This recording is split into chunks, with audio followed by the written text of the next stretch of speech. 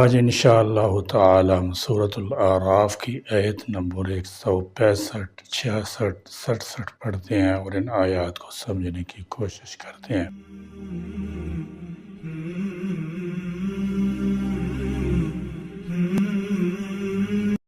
اعوذ باللہ من الشیطان الرجیم، بسم اللہ الرحمن الرحیم۔ فلما نسوا ما ذكروا به أنجينا الذين ينهون عن السوء وأخذنا الذين ظلموا بعذاب بئيس بما كانوا يفسقون۔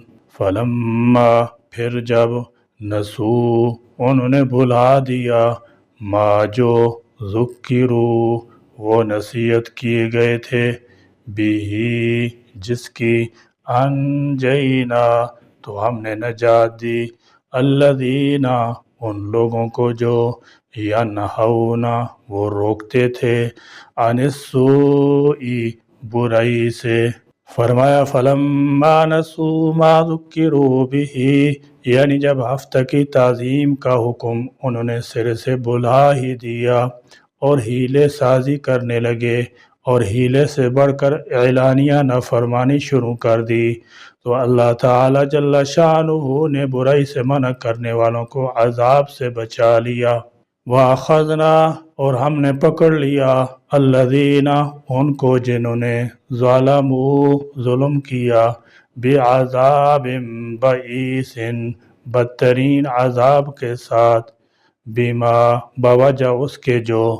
فرمایا وَأَخَذْنَا الَّذِينَ ظَلَمُوا بِعَذَابٍ بَئِيسٍ، اللہ تعالی جل شانہ نے برائی سے منع کرنے والوں کی نجات اور ظلم کرنے والوں کو سخت عذاب، مثلا قید یا بیماری وغیرہ میں پکڑنے کا ذکر کیا ہے۔ راجح بات یہی معلوم ہوتی ہے کہ پہلے ان پر بھی عذاب بئیس آیا جو قید یا بیماری یا خوف وغیرہ کی شکل میں تھا، اس میں شکار کرنے والے اور اس پر خاموش رہنے والے دونوں گرفتار ہوئے، کیونکہ برائی پر خاموش رہنا بھی ایک قسم کا ظلم تھا۔ مگر جب بندر بنانے کا عذاب آیا تو یہ صرف ان پر آیا جو اس سرکشی کے مرتکب تھے اور اب کھلم کھلا بلا جھجک یہ کام کر رہے تھے۔ واللہ اعلم وعلمہ اتم، کانوا تھے وہ، یفسقون نافرمانی کرتے۔ اللہ تعالیٰ جل شانہ نے منع کرنے والوں کی جزا اور نافرمانی کرنے والوں کی سزا کا ذکر کیا ہے۔ فلما نسوا ما ذکروا به، جب انہوں نے فراموش کر دیا اس چیز کو جس کے ساتھ انہیں نصیحت کی گئی تھی، یعنی نافرمان لوگوں نے ناسخین کی نصیحت پر کوئی توجہ نہ دی، تو فرمایا انجینا الذین ینہون عن السوء، برائی سے منع کرنے والوں کو ہم نے نجات دے دی، وَأَخَذْنَا الَّذِينَ ظَلَمُوا بِعَذَابٍ بَئِيسٍ اور ظلم کرنے والوں کو ہم نے سخت سزا میں پکڑ لیا، وجہ ظاہر ہے بما كانوا يفسقون کہ وہ نافرمان تھے، فاسق تھے۔ فاسق کا معنی قانون کو توڑ کر اس سے باہر نکلنے والا، یہ فاسق تھے۔ سمجھانے والے سمجھاتے رہے، برائی سے منع کرتے رہے، مگر انہوں نے پرواہ نہیں کی، جس کا نتیجہ یہ ہوا کہ سزا میں مبتلا ہوئے۔ فلما عتوا عما نہوا عنہ قلنا لهم كونوا قردة خاسئین۔ فلما پھر جب، عتوا انہوں نے سرکشی کی، عن اس سے، عتو کے معنی ہے جنہوں نے اللہ کی نافرمانی میں حد سے تجاوز کیا۔ مفسرین کرام رحمۃ اللہ تعالی علیہم کے درمیان اس امر میں اختلاف ہے کہ نجات پانے والے صرف وہی تھے جو منع کرتے تھے، اور باقی دونوں عذاب الہی کے زد میں آئے، یا زد میں آنے والے صرف معصیت کار تھے، اور باقی دو جماعتیں نجات پانے والی تھیں۔ امام ابن کثیر رحمۃ اللہ تعالی علیہ نے دوسری رائے کو ترجیح دی ہے، ما جو، نہو وہ روکے گئے تھے، عنہ جس سے، قلنا تو ہم نے کہا، لہم ان کو، کونو تم ہو جاؤ، قردۃ بندر، خاسئین ذلیل۔ قرآن کے الفاظ سے صاف ظاہر ہے کہ ان کی شکلیں بدل کر بندر کی بنا دی گئیں۔ حدیث شریف میں ہے، سیدنا عبداللہ بن مسعود رضی اللہ تعالیٰ عنہ فرماتے ہیں، ایک شخص نے عرض کی، یا رسول اللہ صلی اللہ تعالیٰ علیہ وسلم، کیا بندر اور خنزیر مسخ شدہ لوگ ہیں؟ رسول اکرم صلی اللہ تعالیٰ علیہ وسلم نے ارشاد فرمایا، اللہ تعالیٰ نے کسی قوم کو ہلاک کر کے یا کسی قوم کو عذاب دے کر اس کی نسل نہیں چلائی، اور بندر اور خنزیر تو اس سے پہلے بھی ہوتے تھے، لہذا موجودہ بندر اس قوم کی اولاد میں سے نہیں، کیونکہ وہ تو فنا کر دی گئی ہے۔ شاہ عبد القادر محدث دہلوی رحمۃ اللہ تعالی علیہ فرماتے ہیں کہ جب ناصحین کی نصیحت کے باوجود وہ لوگ ہفتے کے دن شکار کرنے سے باز نہ آئے تو انہوں نے شکار کرنے والوں سے ملنا جلنا چھوڑ دیا، درمیان میں دیوار کھڑی کر دی، آنے جانے کا راستہ تھا، مگر بحیثیت مجموعی انہوں نے نافرمانوں کا بائیکاٹ کر دیا۔ ان کا خیال تھا کہ ان کے ساتھ میل جول رکھنے سے کہیں وہ بھی ان کے ساتھ گرفتار بلا نہ ہو جائیں۔ پھر ایک دن ایسا ہوا کہ صبح اٹھے تو نافرمانوں کی طرف سے کوئی آواز سنائی نہ دی، دیوار پر سے جھانک کر دیکھا تو ہر گھر میں انسانوں کی بجائے بندر تھے، مرد عورتیں سب بندروں کی شکل میں تبدیل ہو چکے تھے۔ تاریخی روایات میں ان لوگوں کی تعداد 20,000 سے 70,000 تک بیان کی گئی ہے۔ سورہ مائدہ میں بندروں کے ساتھ خنزیروں کا ذکر بھی ملتا ہے، وَجَعَلَ مِنْهُمُ الْقِرَدَةَ وَالْخَنَازِيرَ، یعنی ہم نے انہیں بندر اور خنزیر بنا دیا۔ بعض مفسرین فرماتے ہیں کہ ان میں سے بڑے بوڑھوں کو خنزیر کی شکل میں اور جوانوں کو بندر کی شکل میں تبدیل کر دیا گیا۔ پھر مسخ شدہ شکلوں والے خنزیر اور بندر اپنے منع کرنے والے رشتہ داروں کو پہچان کر ان کے پاؤں پر اپنے سر رکھتے تھے، آہذاری کرتے تھے اور اپنے جرم پر پشیمان ہوتے تھے، مگر خدا کا عذاب وارد ہو چکا تھا، صرف 3 دن زندہ رہنے کے بعد سب ہلاک ہو گئے۔ سورہ بقرہ میں آتا ہے فَجَعَلْنَاهَا نَكَالًا لِمَا بَيْنَ يَدَيْهَا وَمَا خَلْفَهَا، ہم نے اس واقعہ کو موجود لوگوں اور آئندہ آنے والوں کے لیے باعث عبرت بنا دیا اور متقین کے لیے اسے نصیحت بنا دیا کہ خدا کا عذاب اس صورت میں بھی آ جاتا ہے کہ نافرمانوں کی شکلیں تبدیل کر دی جائیں۔ مولانا عبید اللہ سدی رحمۃ اللہ تعالی فرماتے ہیں کہ بندر کے سوا کسی دوسرے جانور میں ہم جنسی کی بیماری نہیں پائی جاتی۔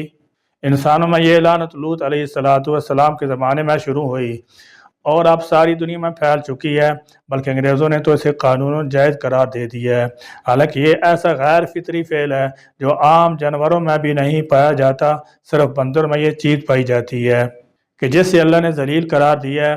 البتہ بہت سے انسانوں کے باطن خنزیروں، بندروں اور کتوں جیسے ہو جاتے ہیں۔ اسی طرح قرب قیامت میں سزا کے طور پر کئی کی شکلیں بھی تبدیل ہوتی نظر آئیں گی۔ سزا کے طور پر بعض لوگ زمین میں دھنسا دیے جائیں گے اور بعض دوسرے ظاہری عذاب میں بھی آئیں گے، مگر ایسے عذاب مجموعی طور پر نہیں آئیں گے، بلکہ کہیں کہیں ایسے واقعات پیش آئیں گے اور اکا دکا لوگوں کی کبھی شکل بھی مسخ ہوگی، کبھی اوپر سے پتھر برسیں گے اور کبھی زمین میں دھنسا دیے جائیں گے۔ وَإِذْ تَأَذَّنَ رَبُّكَ لَيَبْعَثَنَّ عَلَيْهِمْ إِلَى يَوْمِ الْقِيَامَةِ مَن يَسُومُهُمْ سُوءَ الْعَذَابِ إِنَّ رَبَّكَ لَسَرِيعُ الْعِقَابِ وَإِنَّهُ لَغَفُورٌ رَحِيمٌ۔ وَإِذْ، اور یاد کرو جب، تَأَذَّنَ بتلا دیا، تَأَذَّنَ اذان بمعنی اعلام، خبر دینا، جتلا دینا سے باب تفعول ہے، یعنی وہ وقت بھی یاد کرو جب آپ کے رب نے ان یہودیوں کو اچھی طرح باخبر کر دیا یا جتلا دیا تھا۔ گزشتہ آیات میں یہود کی آسانی اور سختی کے ساتھ آزمائشوں اور ان کے بعد نیک و بد اعمال کا ذکر فرمایا۔ اب اس آیت میں بتایا کہ قیامت تک ان پر ایسے لوگ مسلط کیے جاتے رہیں گے جو انہیں بدترین عذاب چھکاتے رہیں گے۔ قریب زمانے میں ہٹلر نے ان سے جو سلوک کیا وہ کسی سے پوشیدہ نہیں۔ اگر کسی جگہ عارضی طور پر انہیں امن و امان نصیب ہوا بھی اور ان کی برائے نام حکومت قائم ہوئی بھی تو وہ اپنے بل بوتے پر نہیں بلکہ سراسر دوسروں کے سہارے پر ہوگی۔ ربو کا، آپ کے رب نے، لیبعثن، البتہ وہ ضرور بھیجتا رہے گا، علیہم، ان پر، لیبعثن میں لام تاکید ہے جو قسم کے معنی کا فائدہ دیتا ہے، یعنی قسم کھا کر نہایت تاکید کے ساتھ اللہ تعالیٰ فرما رہا ہے کہ وہ ان پر قیامت تک ایسے لوگوں کو مسلط کرتا رہے گا جو ان کو سخت عذاب میں مبتلا رکھیں گے۔ چنانچہ یہودیوں کی پوری تاریخ اسی ذلت و مسکنت اور غلامی محکومی کی تاریخ ہے، جس کی خبر اللہ تعالیٰ جل شانہ نے اس آیت میں دی ہے۔ اسرائیل کی موجودہ حکومت قرآن کی بیان کردہ اس حقیقت کے خلاف نہیں ہے، اس لیے کہ وہ قرآن ہی کے بیان کردہ استثناء و حبل من الناس کی مظہر ہے، جو قرآنی حقیقت کے خلاف نہیں بلکہ اس کی مؤید ہے۔ الی یوم القیامت، روز قیامت تک، من ایسے شخص کو جو یسومون ان کو چھکاتا رہے گا، سوء العذاب بدترین عذاب، انا بلا شبہ ربکا آپ کا رب لسریع البتہ جلدی العقاب سزا دینے والا ہے، وَإِنَّهُ اور یقیناً وہ لغفور البتہ بہت بخشنے والا ہے، رحیم خوب رحم کرنے والا ہے۔ تعزن کا عربی میں وہی مفہوم ہے جو ہمارے ہاں نوٹس دینے کا ہے، یعنی اللہ تعالیٰ جل شانہ نے یہود کو خبردار کر دیا تھا کہ اگر تم اپنی حرکتوں سے باز نہ آئے تو تم پر تا قیامت ایسے حکمران مسلط کر دے گا جو انہیں طرح طرح کے دکھ پہنچاتے رہیں گے۔ ان دکھوں سے مراد ان کی محکومانہ زندگی ہے، چنانچہ یہود کبھی یونانی اور کلدانی بادشاہ کے محکوم بنے ہوئے، کبھی بخت نصر کے شدائد کا نشانہ بنے جس نے بیت المقدس کی اینٹ سے اینٹ بجا دی اور ان یہود کی کثیر تعداد کو غلام بنا کر اپنے ساتھ بابل لے گیا۔ پھر یہ لوگ دور نبی سے پہلے مجوسیوں کے بعد گزار رہے، پھر اللہ تعالیٰ جل شانہ نے مسلمان حکمرانوں کو ان پر مسلط فرما دیا۔ غرض مالدار قوم ہونے کے باوجود انہیں کہیں بھی عزت کی زندگی نصیب نہ ہو سکی اور ہمیشہ محکوم بن کر ذلت کی زندگی گزارتے رہے، اور 20ویں صدی کے شروع میں ہٹلر کے ہاتھوں بری طرح پٹے اور اس نے لاکھوں یہودیوں کو بے دریغ قتل کر دیا۔ اس 20ویں صدی کی بس میں چند حکومتوں کے سارے تھوڑے سے علاقہ پر اپنی حکومت بنائی، مگر امن پھر بھی نصیب نہیں، اور قیامت قریب جب دجال کا ظہور ہوگا تو یہ اس کے مددگار ہوں گے۔ پھر سیدنا عیسیٰ علیہ السلام اور ان کے مسلمان رفقا کے ہاتھوں سب کے سب تحتے کر دیے جائیں گے، جیسے کہ بے شمار احادیث سید سے واضح ہوتا ہے۔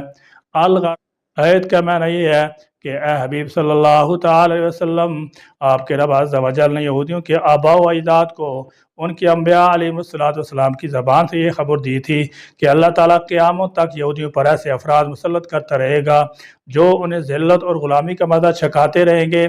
چنانچہ اللہ تعالیٰ نے یہودیوں پر بخت نصر، سنجاریب اور رومی عیسائی بادشاہوں کو مسلط فرمایا اور اپنے اپنے زمانوں میں یہودیوں کو سخت ایذائیں پہنچاتے رہے۔ پھر مسلمان سلاطین ان پر مقرر ہوئے، پھر انگریزوں کی غلامی میں رہے۔ قریب کے دور میں جرمنی میں ہٹلر نے انہیں چن چن کر قتل کیا اور اپنے ملک سے نکال دیا۔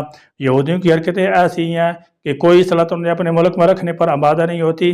یہی وجہ ہے کہ موجودہ دور میں بھی کسی سلطنت نے اجتماعی طور پر انہیں اپنے ملک میں نہ رکھا بلکہ انہیں فلسطین میں آباد کیا، اور یہیں سے انشاءاللہ تعالی ان کی بڑی تباہی کا آغاز ہوگا۔ اللہ کریم، آپ نے جو ذلت و مسکنت علی یہود پر مسلط کی ہے ہمیں اس سے بچا۔ اللہ کریم ہمارے دلوں سے غفلت کو دور کر دے اور ہم کو آخری تیاری کی فکر عطا کر دے۔ اس دنیا میں اور اس زندگی میں اپنا اور اپنے رسول پاک صلی اللہ تعالی علیہ وسلم تابعدار اور مطیع ہم کو بنا لے۔ یا اللہ اپنے مومن اور مخلص بندوں کے ساتھ ہمارا حشر فرما دیجئے اور دوزخ کے عذاب سے بچا دیجئے۔ آمین۔ وآخر دعوانا الحمدللہ رب العالمین۔